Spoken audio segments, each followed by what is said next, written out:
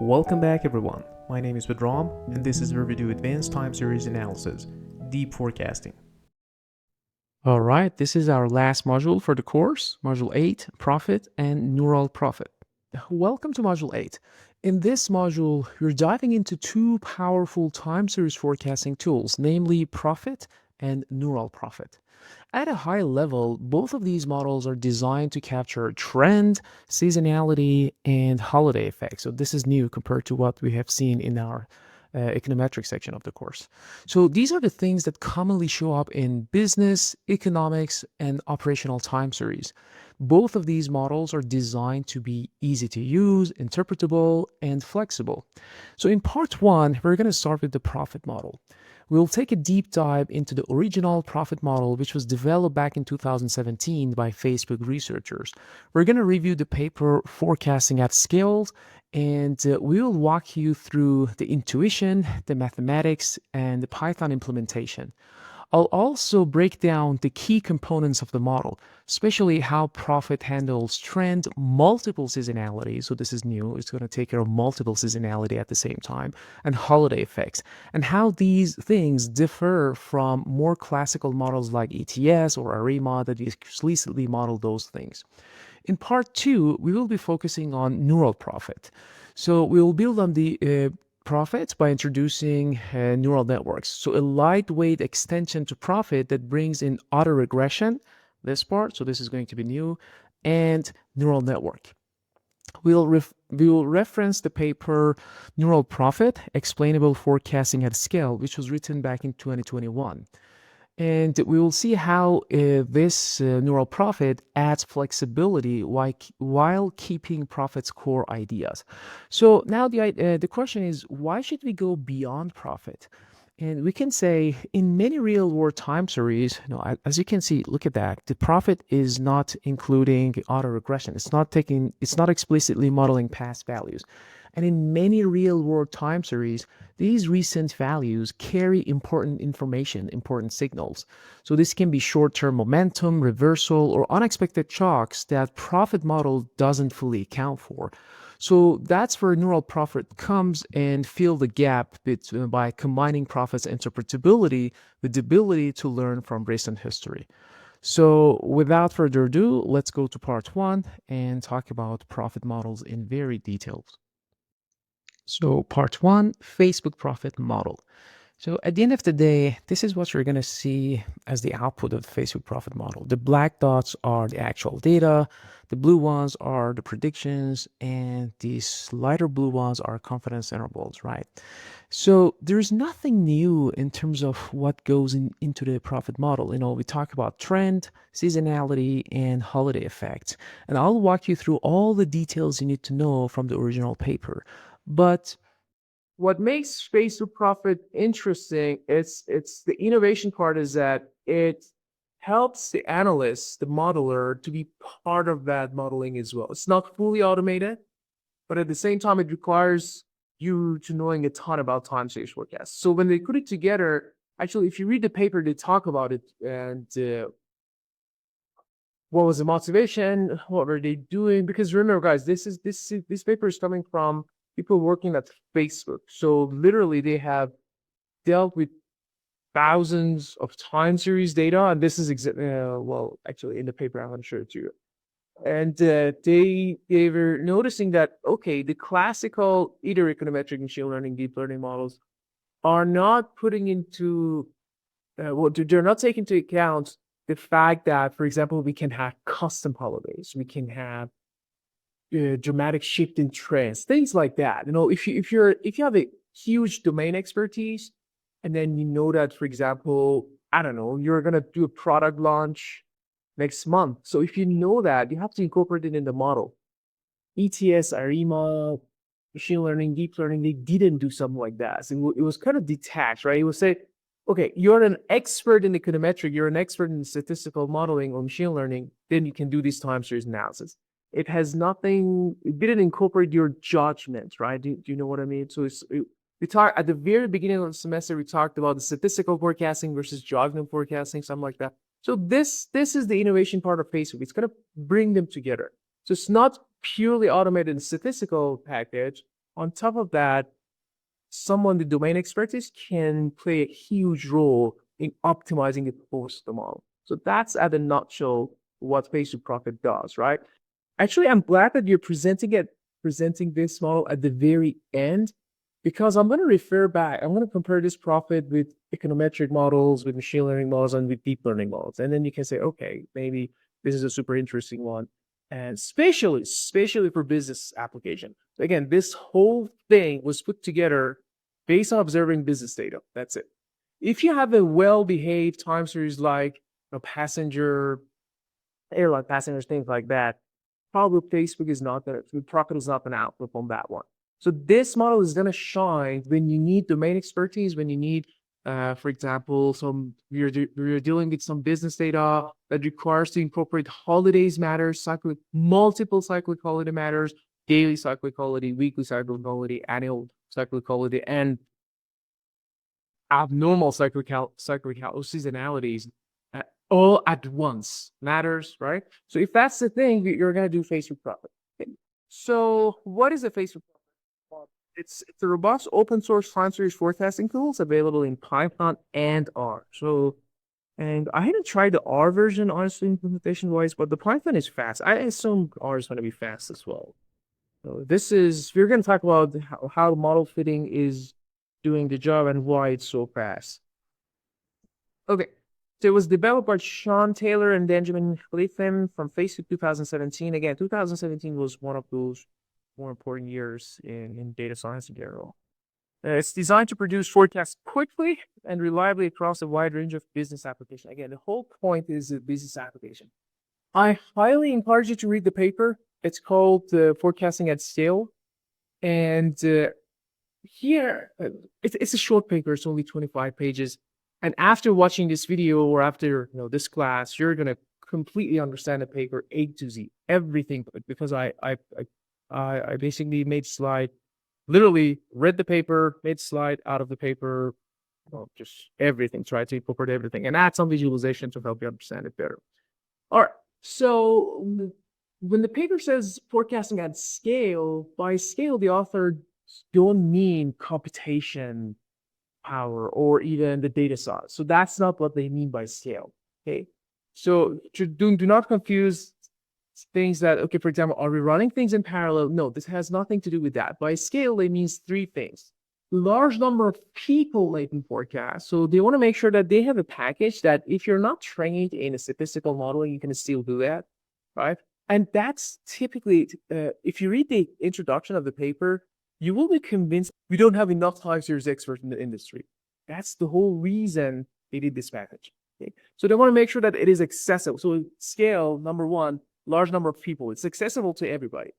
The second, what they mean by scale is that large variety of forecasting problems. So you just want to make sure that if they have an automated pipeline, they can apply to different forecasting problems. So that was another thing.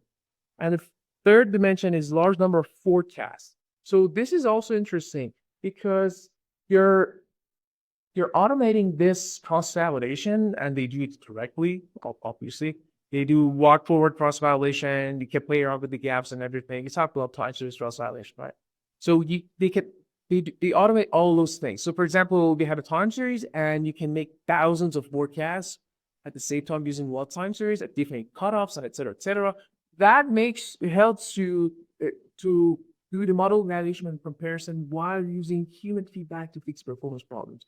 So again, the innovation of this model is that this notion of analyst in the loop. So I have a couple of slides for that, analyst in the loop, and then how you're going to see you as an analyst, how you can use an automated machine learning or let's say time series forecasting package and update, incorporate your prior beliefs to that. So are you familiar with Bayesian approach? Bayesian. Okay.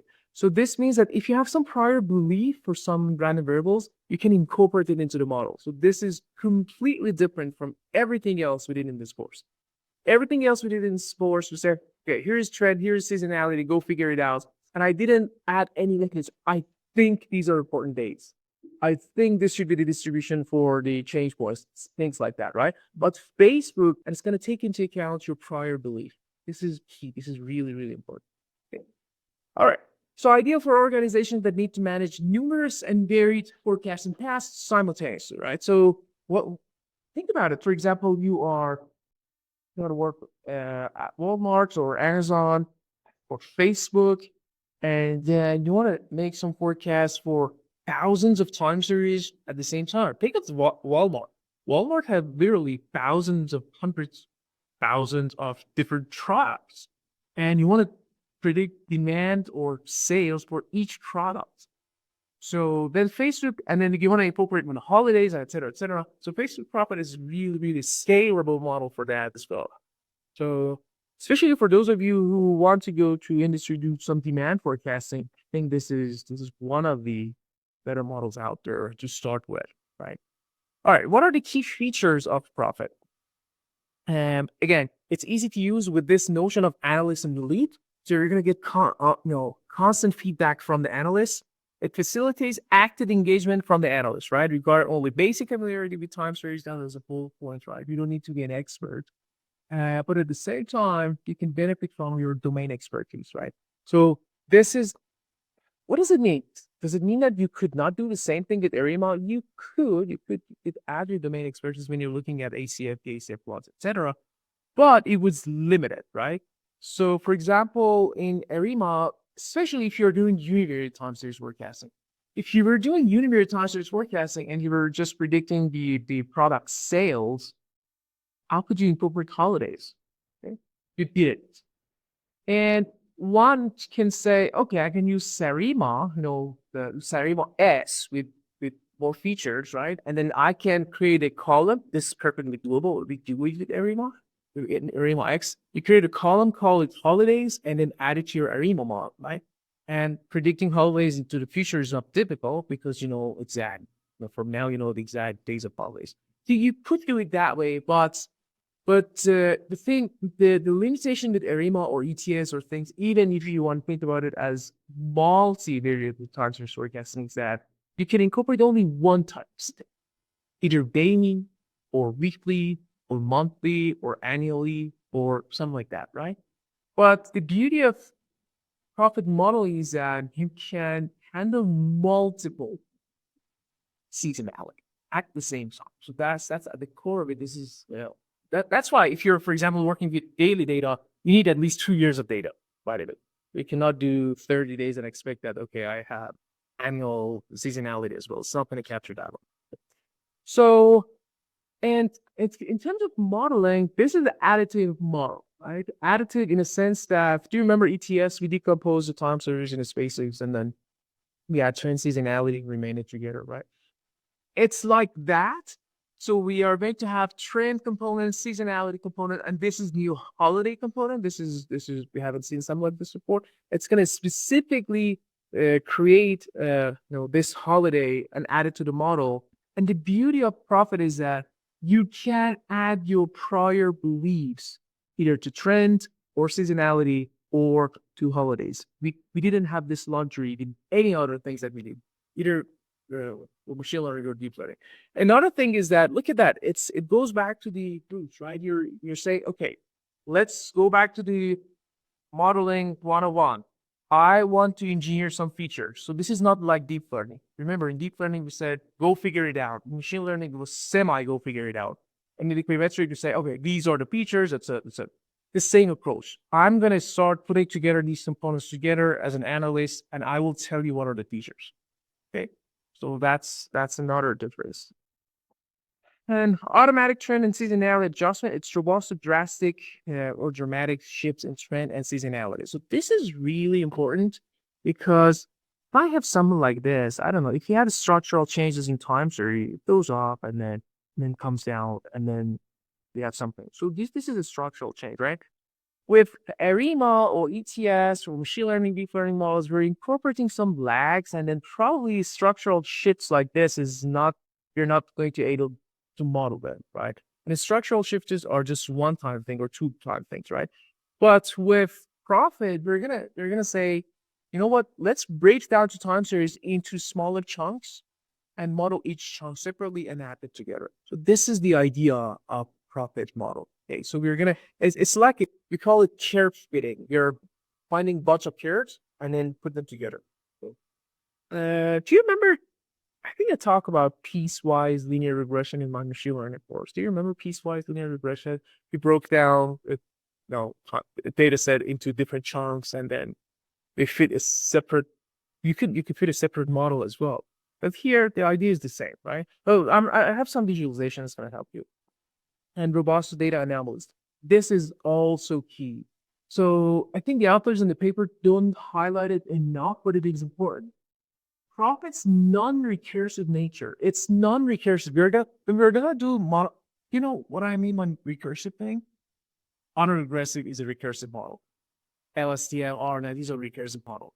All the machine learning models that you incorporate lag terms are recursive model, right? So as long as you're adding the lag term in the model, it's gonna become recursive. This is not recursive. So it means that I'm gonna break down trends, seasonality, holidays, and you will see that nowhere in the model you're using lag terms. So this is important because it helps you, it says that it does not rely on lagged observation. And why do we care? Because remember, imagine you have some missing values.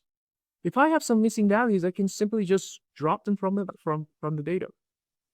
I don't need to interpolate them. Or let's say you have some outliers, right? If you have outliers, if you're working with autoregressive model, let's say, okay, let's do it this way. Yesterday, today, tomorrow, if today's outlier, if I drop it, I have to interpolate it in something. Because I'm passing this kind index to the model and say, okay, you drop this outlier, give you something. With Prophet, we don't have that limitation because it's non-recursive. If your star series are non-regular, Prophet can handle it. Okay. All right. So here I'm going to show you a sneak peek of what kind of time series tabs Prophet is perfect for, and I'm going to do a quick comparison with everything you've learned so far, and then show you the output of Prophet, and then at the end of the class, we're going to revisit these slides. Okay. Again, Facebook Prophet was designed for business time series. This is something new. Because again, business time series, we don't want to call it well-behaved or not super well-behaved. It's something in between, right? And then what are the important features? The important features are multiple. Look at that. I highlighted it in yellow. This is important. Multiple strong seasonality, trend changes, outliers, and holidays. So, for example, we can have daily. So here's the data that the authors wrote paper on that one. So number of events on Facebook, right? And it was the day post to create 13 instead of T. And the colorful, so each dot is an observation, is a number of events Facebook. And then they color coded in different days to just make sure that they're capturing the cycles, weekly cycles as well, right? You can aggregate it and look at one, but here you just want to make sure that at least it's clear that there's weekly seasonality, right? The yellows are always below, yellows are what Saturday. Sundays should be also, close to that one. So these are the more or less active days, right? So it seems that Thursdays are super active. I don't know, something like that. Thursday, Wednesday, Fridays or Thursday, right? So you see this weekly seasonality. And on top of that, you're going to see some annual seasonality, right? Look at the end of each year, the 2014, 2015, 2016. You see that the number of events is going to come down. So we have this clear annual seasonality as well. Yeah. All right. And so you can see outliers at the top. Again, the cool thing is that if I drop those outliers, I don't need to, for example, interpolate the patterns for those days. And so what other thing you see? So this is kind of, it's an interesting one. We're gonna look at the performance of ARIMA, ETS, and TDATs. I'm going to talk about it in a second. And see how they perform based on different cutoffs, right? But the challenge is that I see multiple seasonality and I see strange behavior at the end of the year, right? Remember, if you want to do ARIMA, how do you want to model this? No way. Well, and I see clear trend change at the end, so I have to do something about it. So this is where we say, you know what, let's put a change point here and then here, and we're going to talk about those change points and how it captures different trends, right? So that's it. This kind of data set is very prevalent in business. So you're doing some product launch, right? So What matters to you, Black Friday matter. For example, if you want to do regular seasonality, yes, ETS, Arima, different machine learning, deep learning model can catch your weekly seasonalities. But always Sundays, there's lower activity, right? But what about Black Friday? What about Super Bowl? So there are some irregularities in these seasonalities that you as an analyst, if you have the chance to add it to the model, it's going to hopefully perform there. Does that make sense? This is what Prophet does. It adds your domain expertise in any field. If you're working for Uber, and again, all these things, as soon as you hear the term demand forecasting, basic Prophet is probably a better fit. But it doesn't mean that you cannot do any job with Arima or ETS or machine learning deeper.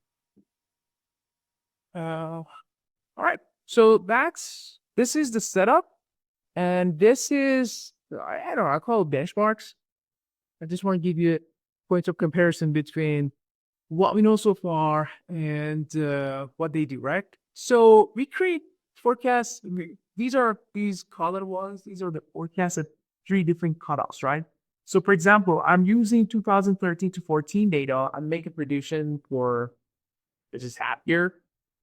Then I'm using 2013 to 15 and making the prediction of this different cutoffs, right? So probably this is January, this is March, this is, I don't know, April, some different cutoffs, right?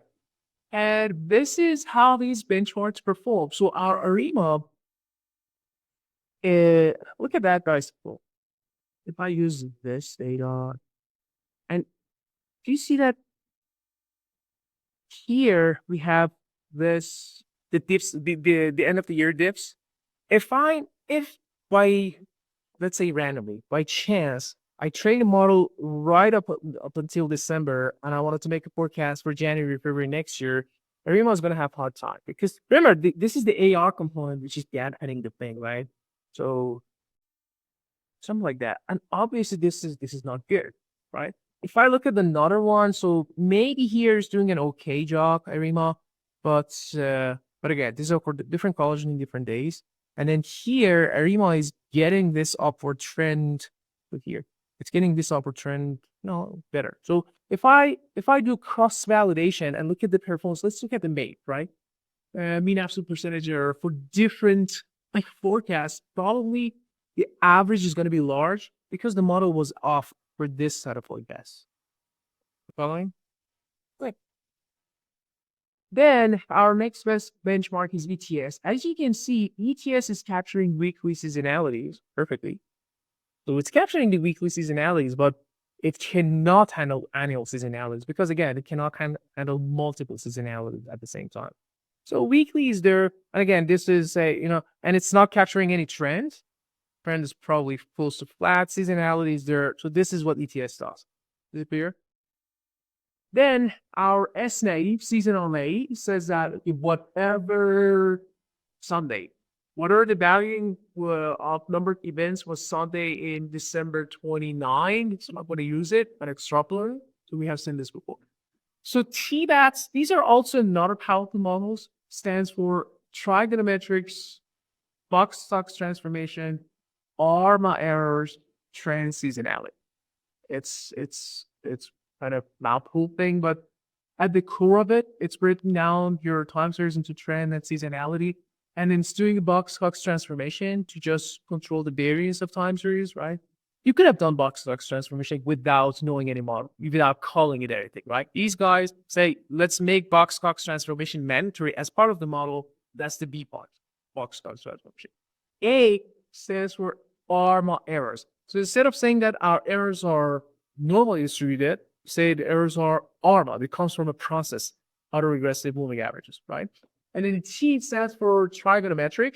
Trigonometric is basically, this is for seasonality, right? Sine, cosine, and tangent. So these are different functions that you can model seasonalities with them, right? So this is your sine, this is your cosine, and but the idea is that if I treat these things as different components of time series, then if there's ups and downs, I can capture it. Think of these things as features. Cosine is a feature, sine is a feature. You're going to add a coefficient to that, and then it's going to model your time series ups and downs. Are we good? And then obviously, again, that was not that bad, but again, it's missing this dip. Here's doing a perfect job. Here's okay. So probably that is missing only this far. And then Facebook is capturing that one as well. So look at that. It's kind of, even though it was straight up until the end of the year and it was those unusual dips at the end of the year, but Profit was able to just pass that. And then finally, this is what Facebook Profit claims, right? Again, on this data set, it's going to outperform obviously all the other benchmarks. And it can be show. They're not going to barely show any deep learning, but my guess is that it's not going to be any difference, right? Yeah. So here, if I take the average of made, this one, and this one, and compare it to the other ones, it's going to outperform them. So the cool thing is that it's capturing both the weekly seasonality and annual seasonality. But the missing part is that, look at this one. It seems that it is missing this upward trend at the end. So that's why they say, okay, if we go ahead and train the entire thing, train the model on the entire thing, and then it's going to capture this upward trend. But to be honest, this is not a fair statement from the authors. If you do that to any other model, it will capture it as well, right?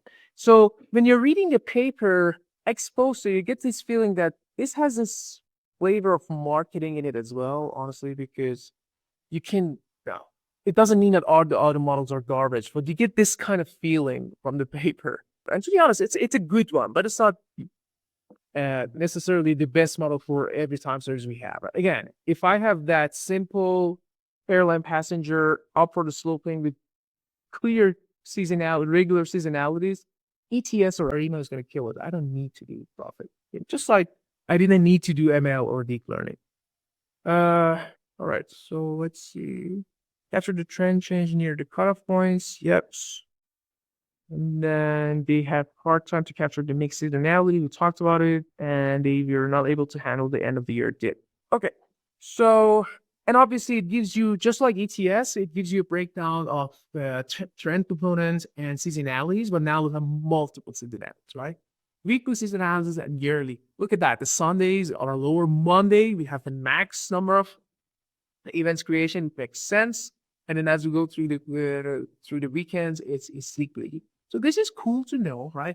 And guys, remember, imagine you have a time series and this is your prior belief. You have your own company and you know how this sales, how your product sales go. You know how the customer behavior is of Mondays, Tuesdays, Wednesdays. If you have this priceless information, you want to have a model that can incorporate that.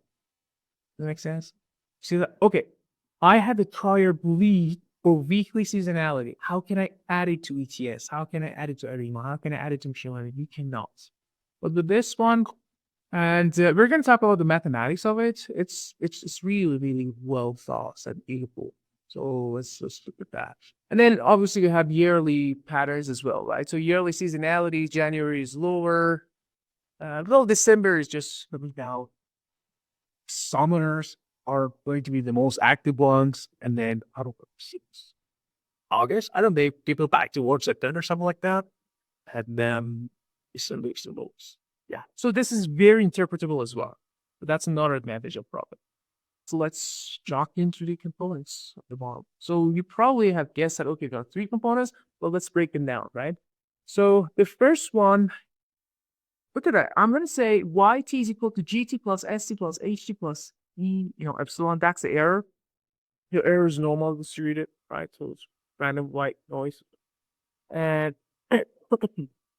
G stands for growth, but we're going to talk about the trend components, right? So, and then, so this is, if you're wondering where the letter G is coming from, that's for the growth. And then you're going to model the growth either as linear or non-linear. So we're going to talk about that. So this is a trend component, captures non-periodic changes and identifies points where the time series have abrupt changes in the trajectory. This is really important, guys. If I have something like this,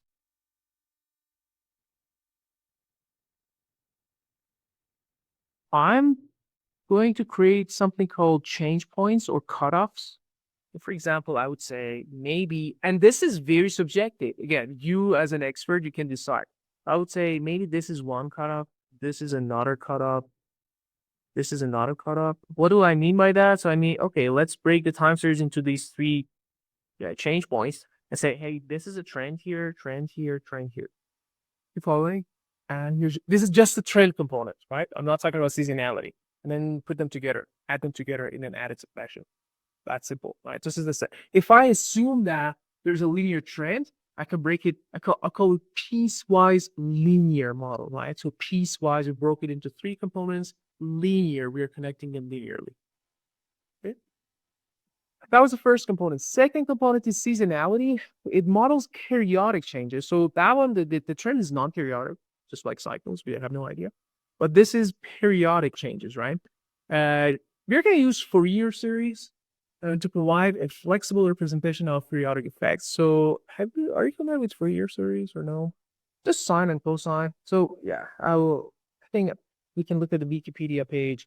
The idea is that if there is regular seasonalities, you can, and no matter whatever it is, if I use a formula called Fourier formula, I can capture that thing. No matter what it is, as long as it is regular, I can capture it. Okay. So we're gonna look at an example, just like, so at the core of it, just remember guys, we have sine and cosine, right? The third component is holidays. So this is completely new. We haven't talked about modeling holidays specifically before. Now NeuralProphet does it. It allows for a specification of irregular events that can affect the time series. Again, if it is regular, seasonality can capture it. If it is irregular, this is something that I, as an expert, I would have had to plot. And so this is holiday component. And the last one is our error. Just assume that it's normally distributed. This is idiosyncratic changes not captured by the model. All right. Are we good? So let's break all these things down one by one. Guys, this is really important. Having your GAN models, look at that, generalized additive model. It's an additive model because you can literally break down something into its components, GT, SC, HCN errors, with non-recursive nature. So I'm going to open up that GT for you, SC, and HE. You're going to see that I will not use YT-1 at all. So it's both good and bad, by the way, because if it's good because you're not limited to those lags, it's bad because sometimes we know that lags are super important, super informative, right? It's trying to capture that importance of lag through another channels, right? So breaking down into different change points and then fit a different curve to different chunk of data. So that's the core of the model. That's the core of the model. Right? So in essence, bringing the forecasting problem as a curve fitting exercise. So as I said, the big terminology that we use is called change points. So we have to specify those change points and then say, okay, for each part of the data, fit a different curve. This is inherently different from models that explicitly account for temporal dependency because we're not adding lag terms, right? So you're not modeling temporal relationship directly. This is a different problem. It's not like LSTM or RNN. In RNN, we just pass a sequence of data to. It's not like that. Okay, so what are the advantages? It's flexible. It doesn't require regular time series. We talked about it. It's super bad. YAMs in general are super bad. And this SAS setting allows you to explore many model specifications, right? Because remember, guys, you are this expert with domain knowledge, and you want to play around with different combinations of parameters, right? So you can do that if you have a model that can fast. Imagine you have Arena, and then you're using Auto Arena, and you want to play around with those things. Every single run is going to take some time, right? So that's why you think of the title of the paper, Forecasting at Scale. This is the scale problem. And it's interpretable. You saw that you can look at the breakdown of the time series, which is super interpretable. All right, let's start with the trend model. So the mathematics is going to get a little tricky, but I'll try my best to keep it simple, okay? The Prophet uses a piecewise linear or logistic growth curves to model non-periodic changes, so making it adaptable to different growth scenarios. So let's look at that. So we can incorporate this trend component in two manners. One, nonlinear, we call it saturating growth. The other one is your simple linear. So let's start with this nonlinear one. What do I mean by that? So it comes from the fact that sometimes there's carrying capacity. There's a capacity for something like population, like your market share for a trial. Your market share cannot increase or decrease. For market share, actually, there's bottom and top, right? Depending on you start from monopoly, and then it goes. It's very high, and it goes down. But at some point, as long as you survive, you're not going to be wiped out, right? So there's a limit for that. The growth part, the same story, right? Same. So, for example, I don't know the number of users. You have a platform, and you're making this dating app.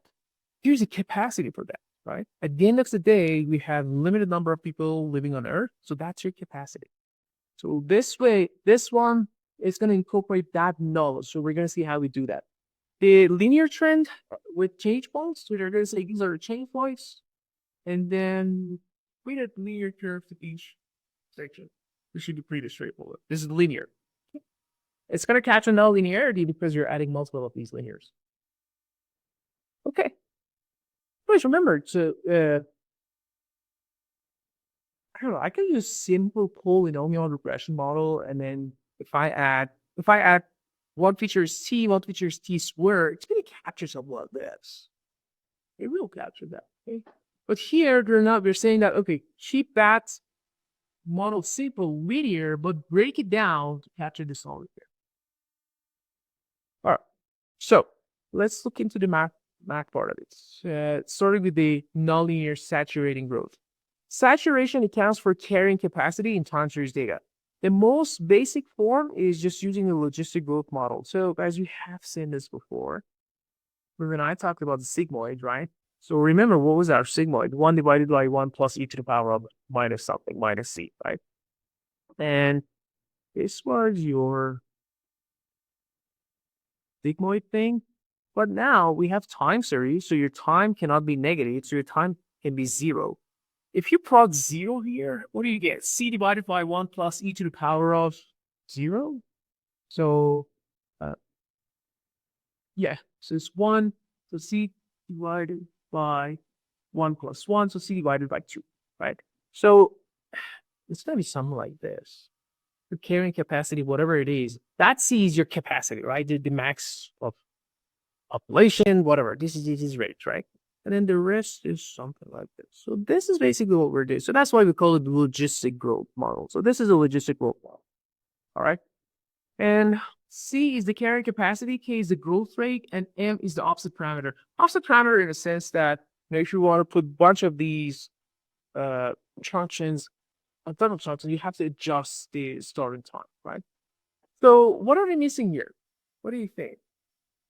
Okay, this model has been out there, and then the author of the paper say that, okay, so how can we make it more flexible? What are we missing? So we have this carrying capacity, we have the growth rate, but they're not time dependent. Do you see that? But in business, your carrying capacity is time dependent. Your growth rate is time dependent, right? For example, your Tesla, and then you have model sexy S, X, 3, and Y. And maybe there's a saturation, right? But model 2 is going to come to place. You know that your growth is going to increase. So you want to incorporate this time-varying growth, right? And time-varying capacity. So that's why we have to update this model. So we are going to update it with something like this. Okay? Time-varying carrying capacity and time-varying growth rate. So these are, by the way, guys, try to be color consistent here. So that C is the carrying capacity. Now it's a function of T. And this K, I'm going to replace K in something like this. This seems fancy, but it's very straightforward. A multiply some delta, and this is transpose. This is just major multiplication.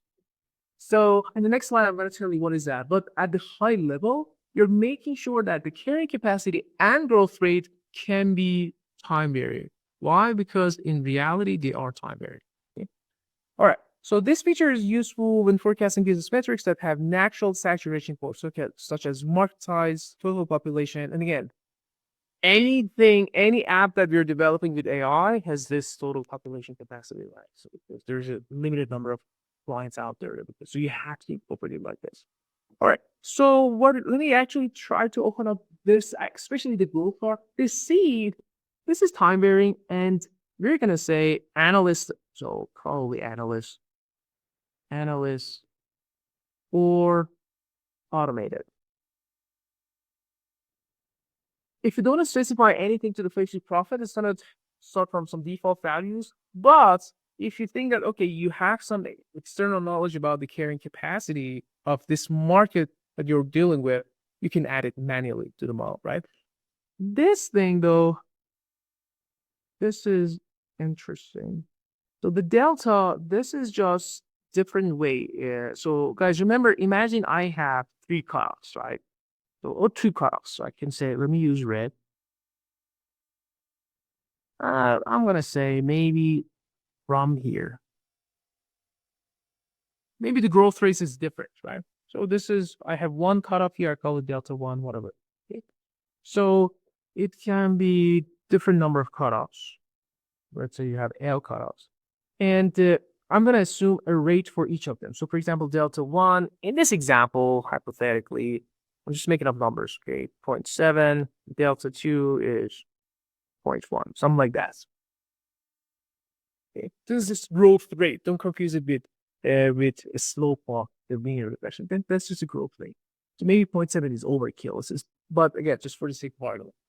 And then this AT is just a vector that's going to give me some bunch of 0 ones. 1, 0. And it's going to tell me that, okay, if your time, call it a JP, if your time is greater than cutoff time, it's 1, otherwise it's 0.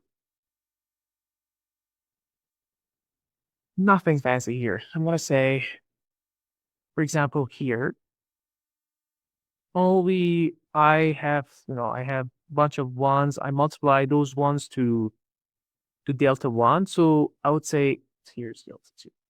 I would say here, whatever time series you have, multiply them with delta 1. Whatever thing you have, multiply them with delta 2. That's it.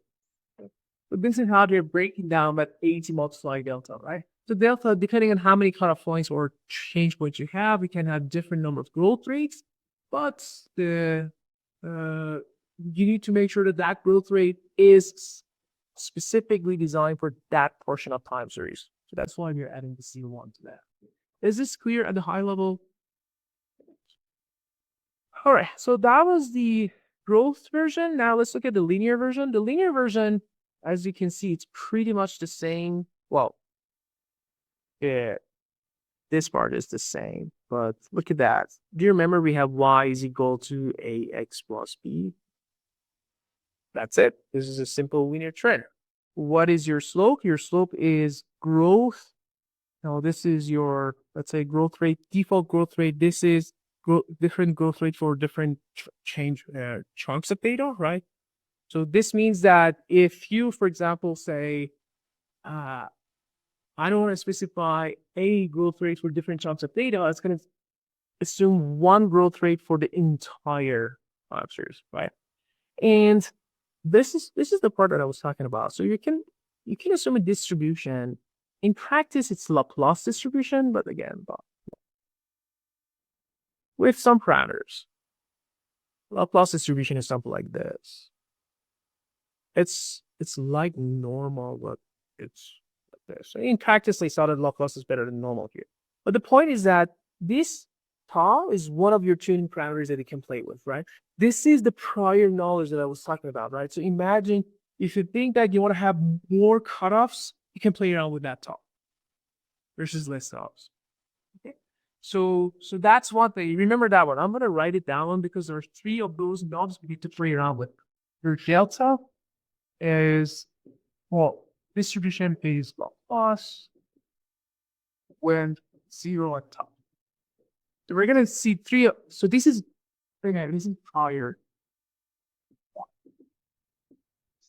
If you believe that there should be a distribution for the cutoff points, for example, why do I have 1, 2, 3, 4, 5, 6, 7, 8, 9, 10? Why do I have 10? Why did I not have 3? 1, 2, 3. That tau is going to help you adjust that. Okay, very good. But again, that intercept just make sure that it is consistent for each chunks, right? So 80, don't worry about the schema. Let's just make sure that answers are connecting to each other. It's offsetting parameter. There's a formula for that offsetting parameter, but I think it's going to be more confusing to help it. So from this linear trend, either from this trend component, either linear or nonlinear, as you can see, we have this thing called delta, and delta has something to do with the number of cutoff points that we use. Okay, so and we can have a prior belief for that, which is coming from a distribution. That's one thing. Keep that in mind. So I'm going to keep this. All right. Any question about the trend component? Let's do the seasonality. So automatic change point selection could be done by selecting a series of prior candidates. Again, we can, as an analyst, as a expert, we can add those prior beliefs. Now let's look at the second component, seasonality. Seasonalities, right? Business time series often have multi-period seasonalities because of the human behaviors they represent, right? 5-day work week, vacations, the school breaks, Easter, you need, right? These are different. We can have multiple seasonalities at one time series. So this is key, right? And to be honest, any data out there that has business components in it is like this. It has multiple seasonalities. And Prophet handles daily, weekly, yearly seasonalities as well as custom seasonalities and allowing accurate forecasting for various temporal guidelines. Okay, so we're gonna, as I referred to it earlier, we're gonna use Fourier series to approximate that arbitrary smooth seasonal effects, right? So this is your Fourier series. It has a bunch of cosine and sines. And so guys, for example, I can decompose. So this is a very simple synthetic data. If I add these things together, what do I get? I have linear trend, I have sine and cosine. So I would get something like this. This makes sense? If I were to break it down, I have a linear component, the blue line, I have a sine component, I have a cosine component. But I'm saying that, let's say you have 3 feature components. Imagine I just t, sine, cosine, right? And if this is the t part, if I take the t out, then I'm talking about seasonality. And imagine I have 2 features, sine and cosine. So I'm going to add those features to the model, sine, and let's say, let me be consistent with terminal. I think probably going to use beta. Beta 1, sine 1 plus beta 2 cosine. Does this make sense? And this sine and cosine, depending on how many A you're using, or it's acidic, let me actually show you because this visualization is going to help. If you click on this thing, yes, verification, there you go. This is from Wikipedia, and I'm showing to you that, again, this is the version that we're working with for your series sine cosine form. Actually, the author of the paper works with that one. But this is, at the core of it, it's something like this. If I have any kind of seasonality, depending on what values I'm putting inside the sine and cosine, it's going to capture it. As long as it is regular. Does that make sense? I can make it irregular, a bunch of them. Okay. So, and then a combination of sine and cosine. As you can see, is long. So that's how Fourier series are really powerful in terms of capturing seasonalities, right? We do the same thing in transformers as well. You know, if you watch the video, positional encoding in transformers, you're using sine and cosine simply because it captures this cyclicality in the data. All right. So here's a important one, and don't overthink about it. So imagine n is 1. Okay, this is subjective. You can play around with that. But if n is 1, I have something very simple: a cosine 2 pi t. And imagine your seasonality is week, so I use 7 plus b sine 2 pi t. Yeah, I'm decomposing it into there's 2 extra features. and then adding it to the model. It additive function. Remember, this is GAM, similar to GAM, right? So here's a bigger version of that, right? So here's an example. Imagine we're using yearly seasonality, so that's why piece 365.25. ETS penalty yearly seasonality, area penalty. And n is equal to 10. If n is equal to 10, so I have 10 of these A's. So look at that, 10 of those A's and 10 of these B's. So I'm going to have 20 if n is 10. I'm going to have 20 of those parameters to estimate 20 features. So imagine you're adding 20 of these sine and cosine. It's going to capture any kind of seasonality, right? You just add them on top of each other. So this is going to be my new features for seasonalities. And what is the seasonal components? That feature multiplies some coefficient. Exactly the same thing that I did there. So if I have something like this, if I assume the linear trend is going to capture the trend part, and if I assume some sine and cosine, it's going to capture the seasonality. So it's very, I guess, should be at a high level, easy to understand. So that's another thing. And I'm going to say, you know what? You have a saying. You as a modeler, you have a saying. You say, this beta has a prior, which is normally distributed with n, and I think in the paper they use sequence for, let me see. I think it was, I'm going to write this also down because that's important. And you see what they used in the paper. So yeah, that was the Laplace thing. Okay. 1 second. Yeah, sigma. I use sigma. Okay. So this is your beta. So remember, guys, this is the trend component. Regardless if it is linear or non-linear, we have how many change points you want. Beta, how we want to connect the sine and cosines, right? It is normal with 0 and sigma square. And then there's going to be one last component for holidays, as you can guess, right? So this is the Bayesian approach of it, right? So we're saying that you can have a prior saying for how many change points you want, how what should be the coefficient of sine and cosine. So are they? We're expanding or shrinking these cyclicalities, right? All right. The last component is the holiday ones, right? So holiday events provide large, somewhat predictable, so this is good news, shocks to many business time series, and often do not follow a periodic term. Because if they were periodic, we could capture the seasonality, right? Because they're non-periodic, we have to literally manually add it to the model. Hey, these are 10 dates that I think they're important. Here's a list of dates, pick it. And add it to the model with some magnitudes. We're gonna assume a prior for that magnitude. So again, Thanksgiving in US, 4th Thursday in November. So we don't know what is that days, right? It's 4th Thursday, it can change. Super Bowl, Sunday in January or February. Again, Super Bowl is super important, but we don't know when it is. Lunar calendars, right? So for example, if you're working with, I don't know, everything is related to China now, you have to just look at the China calendar as well. So these things we can add it, we can incorporate it to the model with the HT components. And by the way, this is a sample of how NeuralProphet is accepting your holiday lists, right? So for example, I have 2 holidays here.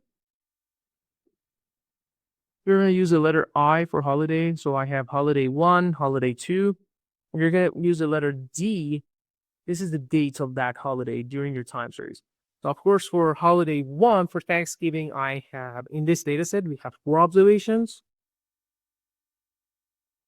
And so let's call it D1. Different dates and D2. Again, these are different, right? For each of them. But just remember this terminology. In the next slide, we're going to use it. Holiday effects are not well modeled by smooth cycles, which makes sense, right? So we have to add it manually. So this is the part that you're going to talk about. So we're going to make a big assumption. First of all, this is going to be a custom list of past and future events because, again, these are holidays. You know it from now. For forecasting, you're going to use them. This is a big assumption. You assume that the effects of holidays are independent, okay? So that means that the effect of Thanksgiving has nothing to do with the other kind of holidays. So this is a fair assumption, but you might say that holidays have some shadow effect, halo effect on the couple of days before and after. Black Friday, close to Cyber Monday, anything in between, it's still hot, right? So Facebook Profit, we're gonna see it in Python next class. You can add some lags. This is my holiday. Go 2 days before, 2 days after. It's very flexible. We can play around with all those things, right? And then once you have that list, you're gonna one-hot encode it. And for each holiday DI is a set of past and future dates. You saw an example in the previous slide. Z is the matrix of regressors, including indicator function representing if T is during that holiday or not. This is super simple. Don't overthink about it. This is the regressor. Do you remember we had some features here? Sine and cosine? Exact same thing. It's just indicator. If the time that you're talking about is inside that holiday, call it 1, otherwise 0. Right? So this is going to give you your feature vector multiplied by some magnitude.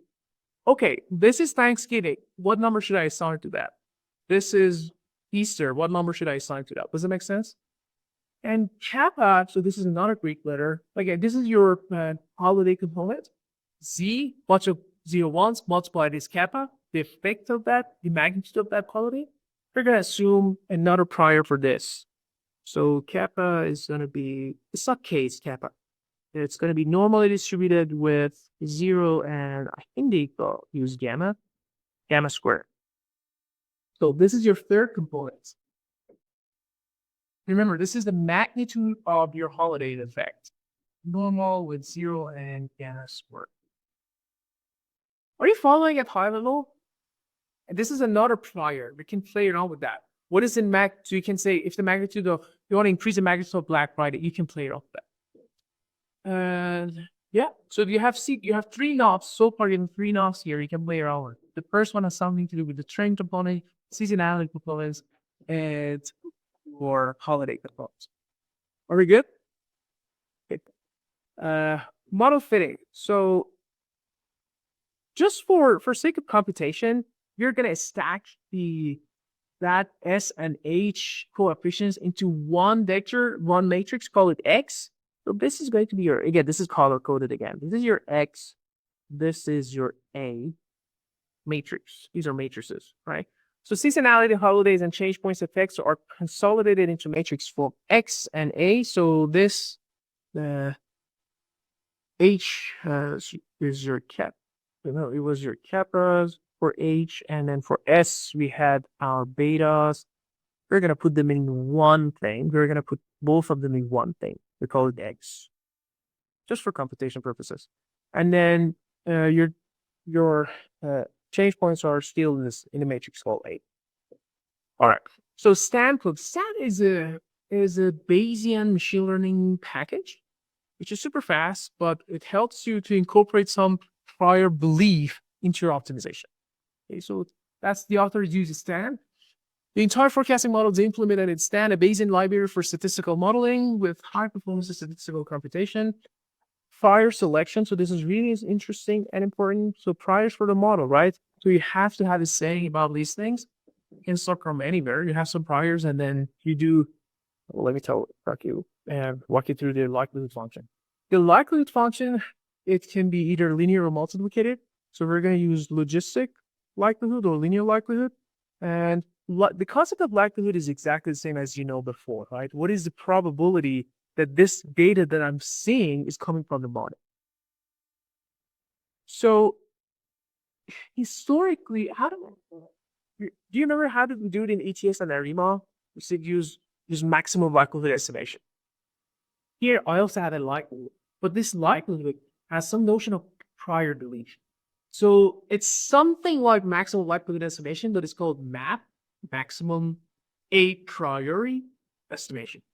So you're using MAP to optimize the posteriors, actually, posterior distribution. So the idea is that what are the probabilities that this data with prior belief is coming from this model? Maximize that likelihood. Does that make sense? This is what's doing. In ETS ARIMA, we did NLE, natural likelihood estimation, because there is no prior belief. Here we have some priors, so you're going to be MAP, maximum. So maximum A prior. Okay, full posterior inference. So things that they could become some competence as well, intervals as well. SAT is also capable of conducting full posterior inference to estimate the uncertainty in the model parameters. So again, you have the cool thing is that you start the prior, and then if you know a little bit of Bayesian estimation, it's going to give you a distribution for your posterior. This is a sample, and so for example, epsilon PC is normal. Delta is our, this is Laplace. Another name for Laplace is double exponential. And beta, we stack bunch of them together. We stack this one, we stack the seasonality and the holidays and call it beta. I don't see why you cannot change them to any distribution you want. You can impose any prior belief. And this is just one line of code, and you run it instead. And then look at that. This is your logistic likelihood, and this is your linear additive likelihood, right? And we have said this before. Let's revisit that couple of slides that we saw. So that's, if you put together all these components, that's why it's able to not overreact to that end of the year dip, because it knows that end of the years are going to be a dip. So it's gonna fix that one. And again, even that one, this cutoff is missing the upward trend. So I don't know why they did that for bacon. If we expand the data onto that point, it's going to capture the upward trend. So probably there's going to be another automatic change points. The model is going to say, hey, you know what? It seems that there's a change point here, and after that, there's upward. But honestly, you should not say that this only Prophet can do that. Of course, any model, if you give it more data, it's going to be better. The role of analysts in the Prophet's forecasting, right? So there are two things: domain knowledge utilization and model adjustment via parameters. You know the parameters. The cool thing is that we have some prior leap, you have to incorporate it. You can't incorporate it in the model, right? And the domain knowledge utilization is that, what can you say about three things? You might kind of saying about capacity. Again, you are the owner of the platform, Facebook, Instagram, whatever. You have a sense of capacity. You're launching a product. You have a sense of capacity. You're doing Uber. You have a sense of capacity, right? And if you want to incorporate it in the model, you can do that, right? And change points, right? So direct association of known events. If you know that on Tesla, we are producing Model 2 from next quarter, it's a huge change point in your growth story, right? So you're going to say, this is a change point. And holidays, obviously, you can input regional growth impacts from holidays based on experience. And so that's the domain knowledge. So you talk about capacity, you talk about change point, you talk about holidays and seasonality, if they exist or not. In this one, talk about their magnitudes. Okay. The first one is, okay, if they're there or not, how many change points you want. The second one, okay, I have 3 change points or 5 change points, or I have different seasonalities. How I want to tell something about magnitude of them, right? So the magnitude, right? I just created this with ChatGPT, which is fine. I said, if there's a robot, I'm playing all the this knobs, and we have 3 knobs here. Literally, for example, if I force this car to go to 0, then there's not going to be any change points. Then the model is going to just fit one line for the entire thread. Does that make sense? If I increases that tar, so obviously I'm going to see more change points. So let's say I started everything else. Okay, so model adjustment via parameters. Parameters in Prophet allow analysts to apply their insights to adjust the model's sensitivity to trend and seasonality, right? The sensitivity to trend and seasonality. By doing smoothing parameters, those knobs, and then utilizing tools. So at the end of the day, we can visualize it. Let's say you have no priors, you trust what comes with Facebook Prophet package. And we're going to start from here next class. Say, let's do not specify anything. Let's run it and specify. And then at the end of the day, you can visualize it. And you say that, okay, it seems that there are 2 link cops. Then you go back and adjust it. Okay. Right? So, yeah, this is a conclusion. So the innovation of Prophet is analyst in the loop modeling tool. So this is exact terms that authors use, analyst in the loop modeling. So it helps you to combine the precision of statistical forecasts like AutoArima, AutoATS, machine learning, deep learning, with judgmental forecasts. This is the new part. Okay? And that's why it's Bayesian approach. You have some prior beliefs. And conclusion, the versatile model adjustment. Again, we can talk about the capacity. It can change the capacities, change points, and seasonalities. Automated versus judgmental forecasting. The Prophet marries the scalability of automated forecasting with the depth of judgment forecasting, right? So this is really interesting. And then the last one, which you're going to talk about this one a lot more in Python. In the paper, there are 5 pages at the end. You talk about cost violation, but you're not clear at all. So that's why I want to do it over Python to see exactly what we're doing. But feel free to read the paper as well. But the whole point is that it says automated forecast evaluation. It's going to create, depending on what number you pick, hundreds of different forecasts at different cutoffs. That helps you to compare models fairly, doing cross-validation. So that's also, which is already automated, right? So you can create a pipeline and then, again, if they pass thousands of time series through that pipeline and create 10,000 of plots of features of forecasts. So the fact that it's all of these things is automated and you don't need to know anything about these statistical packages, your only contribution is these things. Or if you have some specific dates for the holidays, then that should do it. When I say that, so for example, you say, hey, this is a little vague. I have no idea what is this magnitude of holidays or what is this, how many change points you say, okay, I want 3 change points and these are the dates, exact change points. Can I add it to the model? Of course you can. If you have no idea, you're going to do something like this and hopefully we're going to use, again, some default values and then hopefully we can do a cross-validation to find the optimal value for the number of products. If you have some strong prior belief, I need 3 change points, that's it. You can just add the dates to the model and that's it. Okay, that's everything we needed to know about Facebook Prophet model. And as I said at the beginning of this lecture video, we need to go beyond Prophet. We are going to work with NeuralProphet, which is an extension to this. And that's why we had to start from Prophet, know all the details, and then next time we're going to add auto-regression part and neural network, which is going to outperform Prophet in many applications. So until the next one, take care. If you're looking to stay updated with the latest versions of the course's materials, please make sure to follow my GitHub and remember to refresh your repositories periodically. If you find yourself needing a bit more background in econometrics, machine learning, or deep learning, check out my other YouTube videos for additional insights. And for all the latest news and quick updates, don't forget to follow me on Twitter. Thanks for joining me, and let's keep learning together.